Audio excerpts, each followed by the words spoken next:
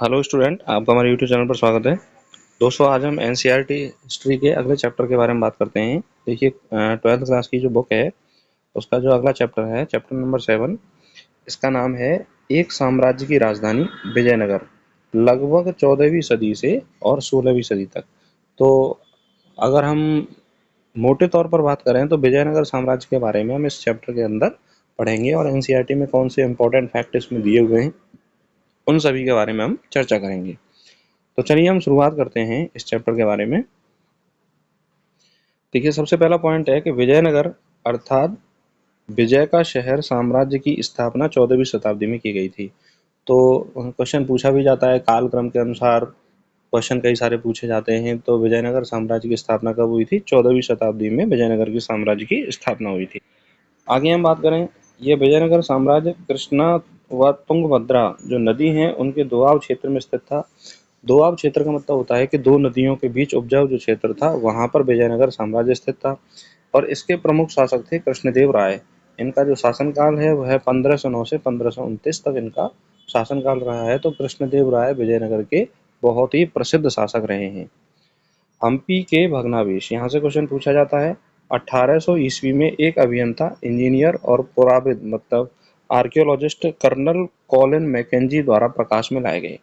तो जो हम्पी के जो अवशेष हैं, हम्पी के बारे में जानकारी देने वाले जो व्यक्ति हैं 1800 ईस्वी में इंजीनियर और जो आर्कियोलॉजिस्ट हैं कर्नल कॉलिन मैकेंजी द्वारा दुनिया को बताया है कि भाई हम्पी जो है एक नगर है, हम्पी जगह है जहां पर विजयनगर साम्राज्य के अवशेष मिले हैं। मैकेंजी जो ईस्ट इंडिया कंपनी में कार्यरत थे ने इस स्थान पर पहला सर्वेक्षण मानचित्र तैयार किया था। तो हम्पी का जो सर्वेक्षण मानचित्र है वो सबसे पहले किसने तैयार किया था? मैकेंजी ने तैयार किया था। और विजयनगर साम्राज्य की स्थापना में दो भाइयों हरिहर और बुक्का द्वारा 1336 ईस्वी में की गई थी। तो ये इम्पोर्टेंट है कि विजयनगर साम्राज्य की स्थापना किसने की थी? तो विजयनगर साम्राज्य की स्थापना 1336 ईस्वी में हरिहर बुक्का जो दो भाई थे उन्होंने की थी। विजयनगर साम्राज्य के शासक अपने आप को राय कहते थे। क्या बोलते थे? राय कहते थे। तो राय एक उपाधि है और वह अपने आप को पीछे राय नामक उपाधि से अपने आप को शोभित करते थे। विजयनगर शासकों ने दक्कन के सुल्तान, उड़ीसा के गजपति शासकों के साथ जो संघर्ष हुए थे उनके साथ संघर्ष किया और उन्हें अपने युद्धों में हराया। तो इसीलिए विजयनगर साम्राज्य एक बड़ा क्षेत्रफल बन गया और अपने समय में एक बहुत बड़ा कुशल साम्राज्य विजयनगर साम्राज्य था। इस काल में शासक अश्वसेना के घोड़ों के लिए अरब व्यापारियों पर निर्भर थे। तो जैसा कि हम शुरू से पढ़ते आ रहे हैं कि घोड़े सामान्यतः जो भारतीय नस्ल के थे उतने अच्छे नहीं थे। अरबी नस्ल के जो घोड़े थे वो ज़्यादा अच्छे थे, उनका युद्धों में उपयोग लिया जाता था। तो विजयनगर साम्राज्य के अश्वसेना में जो घोड़े लाए जाते थे वो कहाँ से लाए जाते थे? अरब से लाए जाते थे। विजयनगर मसालों, वस्त्रों और रत्नों के बाजार के लिए प्रसिद्ध था। तो ये भी इम्पोर्टेंट है कि उस समय विजयनगर साम्राज्य था वो किसके लिए प्रसिद्ध था? मसालों के लिए, वस्त्रों के लिए और रत्नों के बाजार के लिए यह प्रसिद्ध था। व्यापार से प्राप्त राजस्व राज्य की समृद्धि में महत्वपूर्ण योगदान देता था। तो विजयनगर साम्राज्य में जो व्यापार के द्वारा राजस्व प्राप्त होता था उससे राज्य की क्या होती थी? तरक्की होती थी। और व्यापार ज़्यादा होने का कारण यह था कि यह कृष्णा और तुंगभद्रा नदियों के बीच में था। तो वहाँ पर उपजाऊ भूमि अधिक होने के कारण वह व्यापार आसानी से करते थे और यहाँ पर व्यापारी भी क्या थे? समृद्ध थे।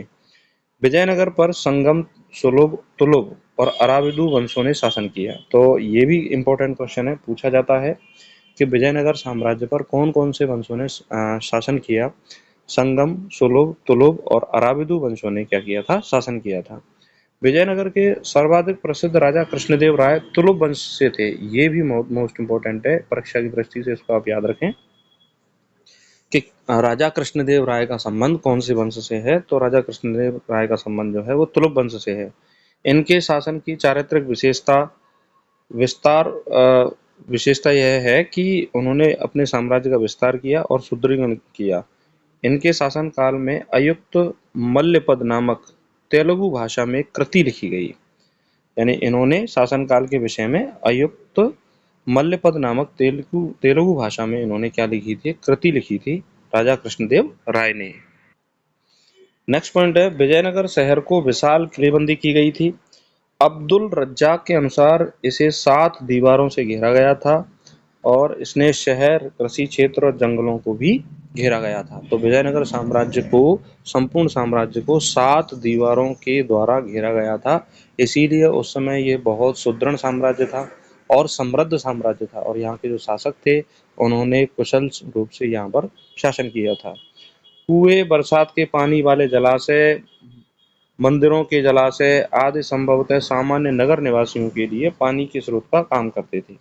तो अगर ये भी क्वेश्चन पूछा जाए कि भाई सामान्य नगर निवासियों के लिए पानी के स्रोत का काम करने वाले जो स्रोत थे वो कौन कौन से थे? कुएं थे, बरसात के पानी थे और तालाब थे। मंदिरों के आसपास जो तालाब थे वह सामान्य नगर निवासियों के लिए जल स्रोत या पेयजल व्यवस्था का क्या करते थे? काम करते थे। विजयनगर साम्राज्य में सबसे प्रभावशाली 2 मंच थे, सभा मंडप और महानवमी डिब्बा। कौन थे? सभा मंडप और महानवमी डिब्बा। तो यह विजयनगर साम्राज्य के 2 सबसे प्रभावशाली मंच हैं। राजकीय केंद्र में सबसे सुंदर भवनों में एक है लोटस महल। तो विजयनगर साम्राज्य में सबसे सुंदर भवन कौन सा था? लोटस महल। और विजयनगर साम्राज्य में नायक सेना के प्रमुख थे, उसके पास सशस्त्र समर्थक सैनिक होते थे। तो सेना का जो सबसे बड़ा अधिकारी होता था विजयनगर साम्राज्य में, वह कौन था? नायक था। अमर नायक सेना के सैनिक कमांडर थे। तो सेना के सैनिक कमांडरों को अमर नायक कहा जाता था विजयनगर साम्राज्य में। तो अमर नायक कौन थे? सेना के सैनिक कमांडर। विजयनगर साम्राज्य में 2 प्रसिद्ध मंदिर भी हैं, एक है विरूपाक्ष मंदिर और दूसरा है विट्ठल मंदिर। तो विजयनगर साम्राज्य में 2 प्रसिद्ध मंदिरों का निर्माण किया गया, एक विरूपाक्ष मंदिर और दूसरा विट्ठल मंदिर। हजारा राम मंदिर विजयनगर के राजकीय केंद्र में स्थित है। तो विजयनगर साम्राज्य का जो महल है, वहाँ उस महल में हजारा राम मंदिर स्थित है, जहाँ पर वहाँ के शासक पूजा करते थे। दक्षिण के मंदिरों के ऊंचे द्वारों को गौपुरम कहा जाता है। तो दक्षिण जो भारत में मंदिर बने थे, उनके जो ऊंचे ऊंचे द्वार थे, उन द्वारों को नाम दिया जाता है गौपुरम। क्या नाम दिया जाता है? गौपुरम। अब हम बात करते हैं महानवमी डिब्बा क्या है। देखिए, नवमी डिब्बा एक विशालकाय मंच है जो लगभग 11,000 वर्ग फीट के आधार से 40 फीट की ऊंचाई तक जाता है। शहरी केंद्र क्या है? शहरी केंद्र की सड़कों पर सामान्य लोगों के आवास के कम साक्ष्य मिले हैं। पुरातत्वविदों को कुछ स्थानों पर परिष्कृत चीनी मिट्टी मिली है। उनका सुझाव है कि यहाँ पर अमीर व्यापारी रहते होंगे। तो विजयनगर साम्राज्य के जो सामान्य नागरिक थे और विजयनगर साम्राज्य के जो अन्य जो व्यक्ति थे, वह सामान्यतः जो किले थे, किले के अलावा दूसरी जगह पर रहते थे, और किले के जो केंद्र था वहाँ पर राजा और जो अमीर व्यापारी लोग थे वहाँ पर रहते थे। नेक्स्ट पॉइंट है, यहाँ से क्वेश्चन पूछा जाता है, पुर्तगाली यात्री बारबोसा के अनुसार सामान्य लोगों के आवास छप्पर के हैं पर फिर भी सुदृढ़ हैं। व्यवसाय के आधार पर कई खुले स्थानों वाली लंबी गलियों में वह व्यवस्थित हैं। तो पुर्तगाली यात्री बारबोसा ने क्या कहा कि विजयनगर साम्राज्य के जो सामान्य लोगों के आवास हैं वो छप्पर के बने हुए हैं, लेकिन वो मजबूत हैं। व्यवसाय के आधार पर वह खुले स्थानों वाली लंबी गलियों में वो स्थित हैं, जहाँ से वह क्या कर सकें? व्यवसाय कर सकें। जल संपदा, तुंगभद्रा नदी उत्तर पश्चिम दिशा को बहती है। विजयनगर को भौगोलिक दृष्टि से विषम में सबसे चौंकाने वाला तथ्य इस नदी द्वारा निर्मित प्राकृतिक कुंड है। तो विजयनगर साम्राज्य में तुंगभद्रा नदी द्वारा एक प्राकृतिक कुंड निर्मित करती है, जो विजयनगर साम्राज्य के पेयजल की व्यवस्थाएं करती है और कृषि के लिए वहां पर वह जरूरी जो सामान है वो उनका उपयोग करती है, उपयोग कर सकते हैं वहाँ के सामान्य नागरिक। तो उस प्राकृतिक कुंड का बहुत बड़ा महत्व है विजयनगर साम्राज्य के लिए, जिसका निर्माण कौन करती है? तुंगभद्रा नदी करती है। नेक्स्ट पॉइंट है, कमलपुरम जलाशय एक महत्वपूर्ण हौज है। तो विजयनगर साम्राज्य में जो एक बड़ा जो हौज था वो था कमलपुरम जलाशय, जिसका निर्माण 15वीं शताब्दी के आरंभिक वर्षों में हुआ। इसे नहर के माध्यम से राजकीय केंद्र तक भी ले जाया जाता था। हिरिया नहर हिरिया नहर महत्वपूर्ण जल संपदाओं में से एक है, जिसे भग्नावशेषों के बीच देखा जा सकता है। तो विजयनगर साम्राज्य में एक नहर और बहती है जिसका नाम है हिरिया नहर, और वह हिरिया नहर भी विजयनगर साम्राज्य की एक महत्वपूर्ण जल संपदा है। आगे हम इम्पोर्टेंट पॉइंट के बारे में बात करें। एक बहुत ज़्यादा महत्वपूर्ण पॉइंट परीक्षा में पूछा जाता है। राक्षस तांगड़ी तालीकोटा का युद्ध 1565 में। देखिए, पहला क्वेश्चन तो यही पूछा जाता है परीक्षाओं में कि तालीकोटा का युद्ध या राक्षस तांगड़ी जो युद्ध है वो कब हुआ। वह हुआ था 1565 में। इसमें विजयनगर की सेना प्रधानमंत्री मराय के नेतृत्व में राक्षस तांगड़ी के युद्ध में उतरी और जहां उसे बीजापुर, गोलकुंडा, अहमदनगर की संयुक्त सेनाओं ने हरा दिया।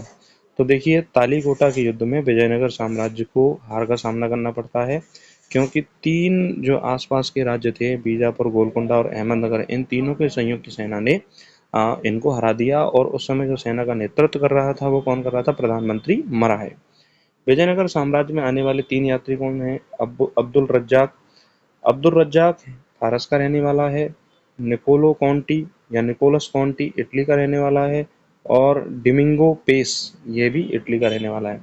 तो 3 विदेशी यात्री हैं जो विजयनगर साम्राज्य में भ्रमण के लिए आए। उस समय के जो विजयनगर साम्राज्य था वहाँ का उन्होंने निरीक्षण किया और उसके बारे में लिखा है। वो कौन कौन से हैं? अब्दुल रज्जाक फारस का रहने वाला, निकोलस कॉन्टी इटली का रहने वाला और डिमिंगो पेस ये भी कहाँ का है? इटली का रहने वाला है। तो इस तरह से दोस्तों हमने ये जो विजयनगर साम्राज्य वाला जो टॉपिक था उसको थोड़े से समय में हमने इसको कंप्लीट किया। आशा करता हूँ कि आपको ये चैप्टर समझ में आया होगा। और आपकी कोई कमेंट है तो कमेंट करके ज़रूर बताएं और इस चैनल को ज़रूर सब्सक्राइब करें, दोस्तों के साथ शेयर करें। नमस्कार, धन्यवाद।